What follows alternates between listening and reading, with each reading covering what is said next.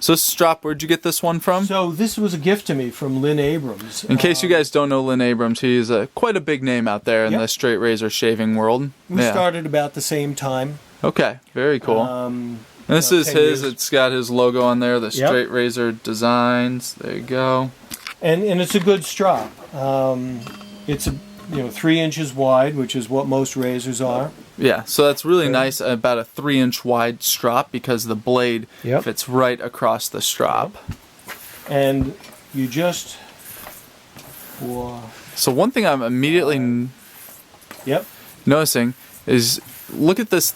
Look at the strop flexing when he does this. I hold it a lot more taut than that. Yeah. Yeah. You can hold it more taut. Regardless how taut you hold it, it will still flex. Yeah. And even where the edge is hitting the strop, it flexes. Okay. Okay. So I just did about 10 strokes. Yeah. And that's it. That's it. Yeah. Wow. Okay. After that, what happens is the edge of that bevel that we so laboriously tried to get perfect under the microscope starts to round. Okay. And the edge starts to round. And you can't shave with a rounded edge. You'll end up making the straight razor duller. Okay. Okay. Some people put Chromox on this or something like that. Chromox is the, it's like a green paste. It's like 0.25 micron, something like that. Yeah, depending on the quality of it. Yeah, it's not even in quality. Okay. But what you're doing when you're putting paste on a strop is you're trying to make a strop act like a hone. Yeah, you're giving it some cutting power in there. Yeah. I don't like it. Okay, so you're a fan of keeping a strop. Yeah. Keep it the leather. It's flat. It's not flat. Okay. It's anything but flat. Right. So all that precision that we just went to. Yeah, of having this entire table set up here of everything flat from the ground up. Yeah. It's not.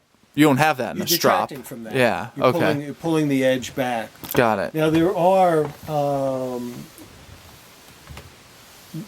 pictures out on the web on someone's website. I forget who took them, but what they show is after about 10 strokes, you can see the. Now this is at about 100,000. I think there's electron microscope. Okay. Yeah. Pictures. Yeah. There's like a melty look to the grooves. Okay. And they will. If you're only taking this out to 8,000 grit and then you strop it, it will improve the edge. Okay. But, I see on the forums, all these crazy gyrations people go through.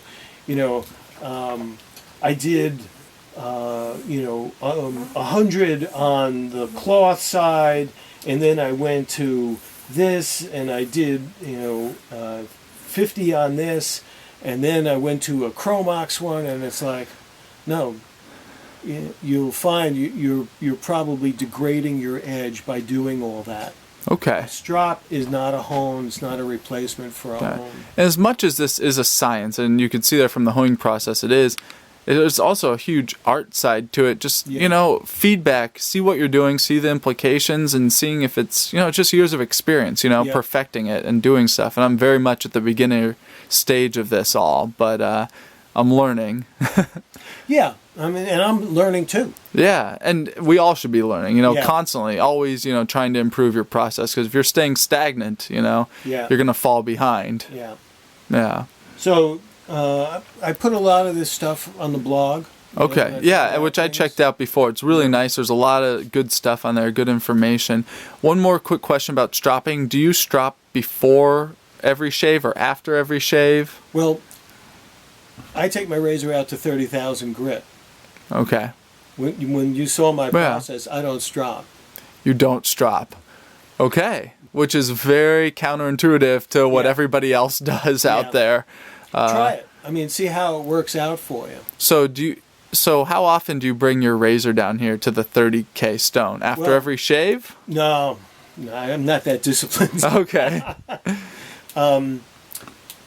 At the end of the week, I have a Kottakkal in the medicine cabinet. Mm-hmm. So it's a Belgian Kottakkal, it's the yellow one. Okay. So I'll do some strokes on that. And the yellow Kottakkal is the finer. Yeah, that's this one. Yeah, so he's got two Kottakkals here.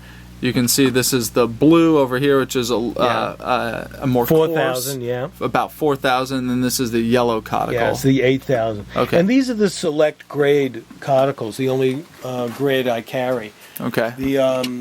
There's a European grade also, which has been subdivided into Kottakkals with various French names. Okay.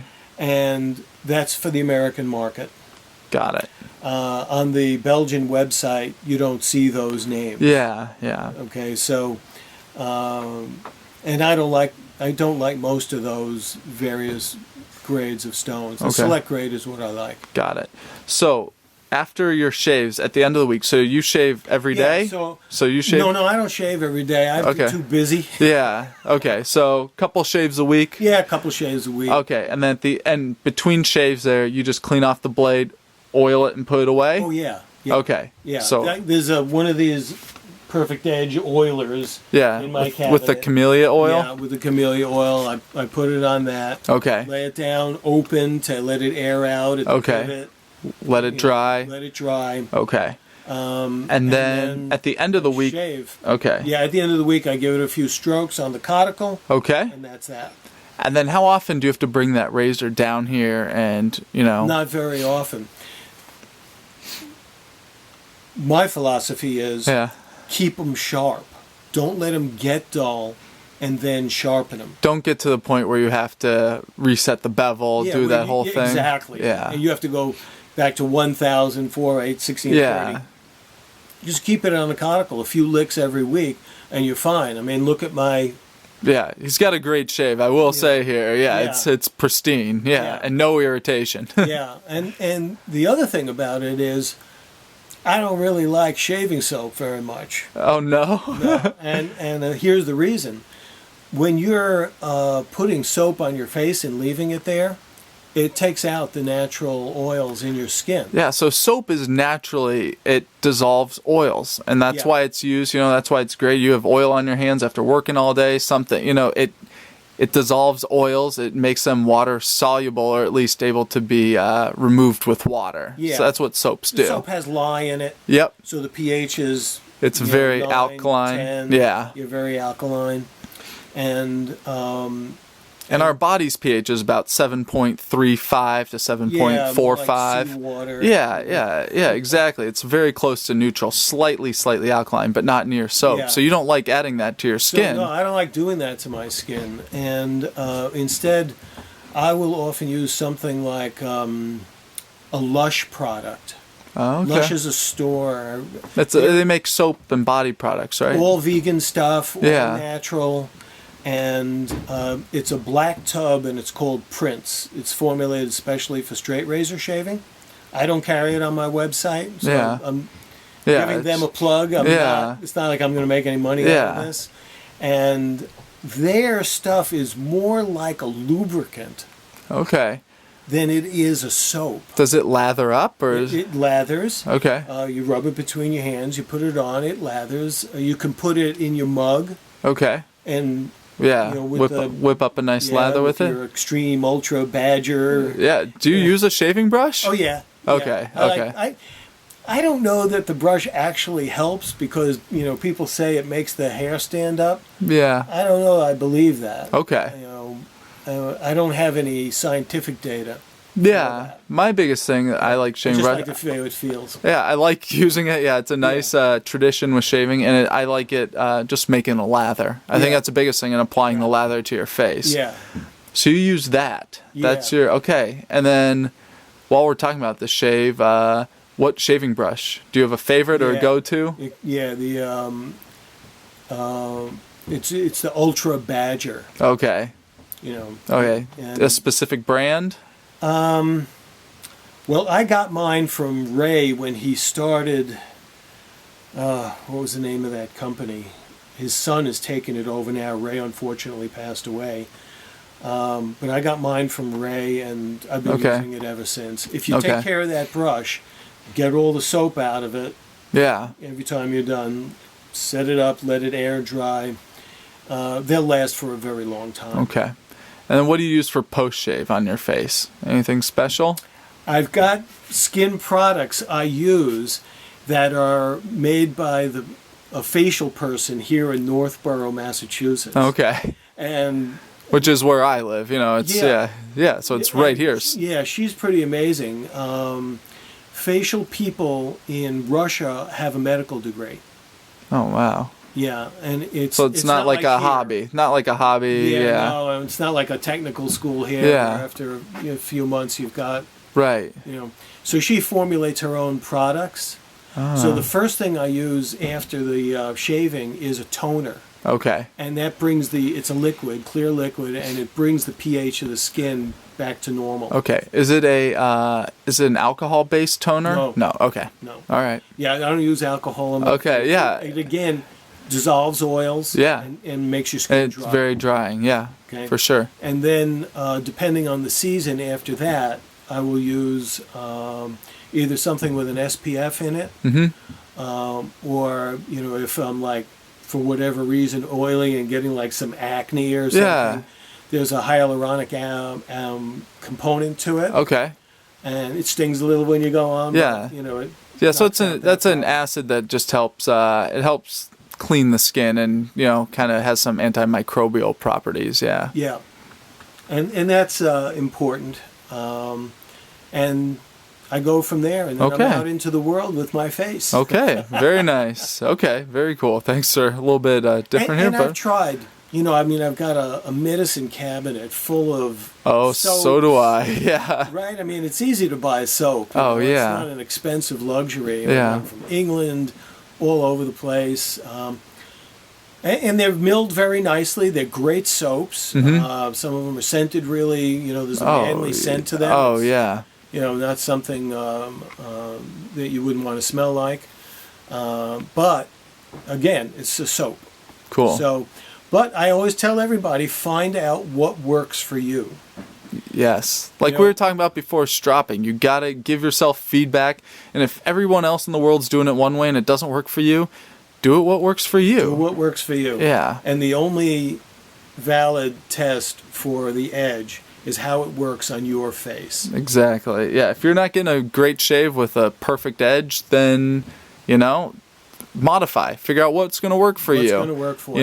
It's going to work for most, if not everybody, but, you got to modify. So we were talking here about the difference between Kottakkal stones. We were talking about natural stones in general, and specifically we were talking about Kottakkal stones, which come from Belgium, and Arkansas stones, which come from the U.S. And they have different geology behind them, and Howard was telling me a little bit about them. So go ahead and let's talk about it. So the Belgian stones, it's a very special deposit. It's highly metamorphosed. It's been metamorphosed several times. It's unique in the world, and they've been known in antiquity as the stones to have. Yeah, these have been used for like thousands of years, the Belgian stones, right? And sent around the world to be used by people. They're very, very highly valued and still are. And they're considered to be important objects to keep in ancient cultures. They're in the diary of Pliny the Younger. Oh, really? Yeah. Oh, wow. Because the Romans came up through the Ardennes forest when they went to conquer Europe. And they talk about them as the Stones of Vilsam, which is a town near where we get the Belgian stones. And having a stone, in antiquity and still to this day, it's very important to have a stone because you use that to keep your knife sharp, and knives are tools, and you needed those to, we live in a very different society nowadays, modern society, but, you relied on your tools to, feed your family, to maintain your house, clothing, everything came from your tools, and you needed your tools, and you need to take care of them, because if all of a sudden, you took your knife out one day and you dinged it against a rock, that was your livelihood. You just didn't go to the store and buy a new one. Those are very valuable. So these stones were used to maintain everything. I mean, really, your life very much revolved around your tools, and a knife, I think, is a vital component to that, and keeping that edge is so important. Yeah. Anyway, sorry, my own personal thing. No, it's all true. And when you're living by your edges, which before highly industrial society came about, Every day you were using a scythe to cut down barley. You were using a knife to butcher and slaughter animals. Yeah, everything. Everything. And I lived off-grid for 2 years. Oh, did you really? Yeah, so we were using our edges every day. I always had an axe in my hand. Yeah, one of my friends lives off the grid in California, and he has a necklace with a Belgian Kottakkal Stone on there. It's a very small stone, but he uses that every day, keeping his edge on his blade. I mean, he wears his sharpening stone. And that's a Viking habit. Oh, really? Yeah, the Vikings didn't have pockets. Oh, my gosh. And they wore their stones around their neck. Very cool. Yeah. So, anyway, back to the stones, the Kottakkal Stone. So the active ingredient in Kottakkals is garnet. This is a garnet, a single crystal, and you can see how big this is. This thing's very impressive. This is an actual from nature. You find it this way. This is just a naturally occurring thing. Natural crystal. Garnet. Yeah.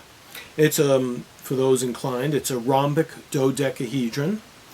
And garnet is known for its ability to cleave. The property is called cleavage.